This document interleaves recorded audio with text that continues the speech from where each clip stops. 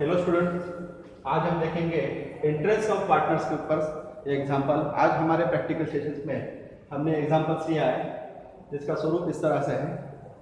Mister M and mister N are partner sharing the profit and losses in the ratio of 4:3। Their balance sheets as on January 1st 1993 was as follow. तो उनकी liability side है capitals of mister M 70,000 and capital of Mr. M 40,000. Sundry creditors है 15,000, reserve fund है 14,000 and workman provident fund है 5,000. Then asset side से हमारी buildings 46,000, machinery 28,000, furniture 12,000, sundry debtors 26,000, stock in trades 21,000, cash in hand 11,000 and both side total is 1,44,000. They agreed to take Mr. P into the partnership for 1/4 shares on the following conditions. Provisions for doubtful debt increased by 10% of debtors. All the fixed assets are increased by the 10% except building. Stock to be reduced to rupees 18,200.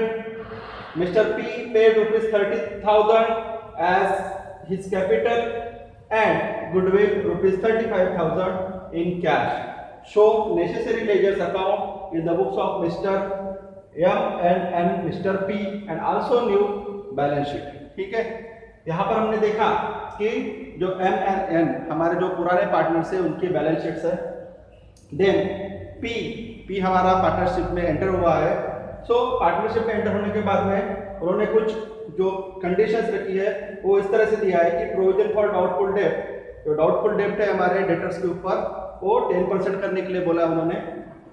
और fix asset are increase by 10%, जो हमारी fix asset है वो 10% से हमको बढ़ाना है accept building यानी बिल्डिंग को छोड़कर। Stock to be reduce to rupees 18,200।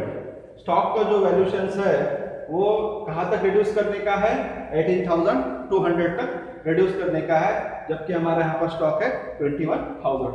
Mister P paid rupees 30,000 as his capital and goodwill rupees 35,000 in cash.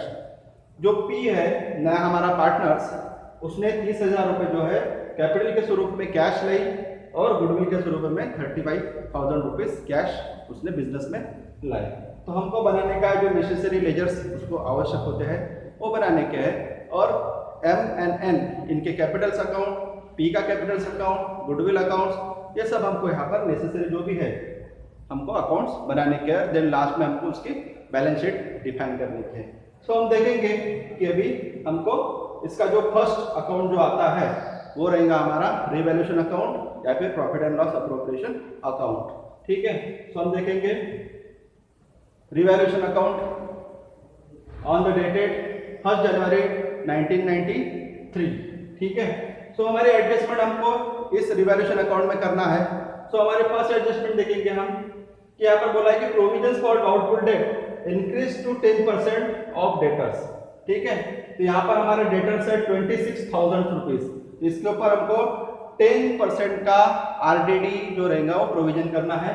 सो हम यहाँ पर देखेंगे to reserve for bad debt 26,000 into 10 divide by 100, तो हमने इसके प्रोविजन किया 2,600। हमने पिछले भी इसमें देखा था कि जो भी हमारे लॉसेस और एक्सपेंसेस रहेंगे वो हमारे डेबिट साइड में आएंगे और जो भी हमारा इनकम और प्रॉफिट रहेगा वो हमारा क्रेडिट साइड में आएगा। सो जो आरडीडी होता है वो हमारा लॉस होता है, इसीलिए हमारा वो डेबिट साइड में आएगा। अब हम दूसरी प्रोविजन देखेंगे। दूसरी प्रोविजन हमको बताई गई है कि all fix asset are increase by 10% except building.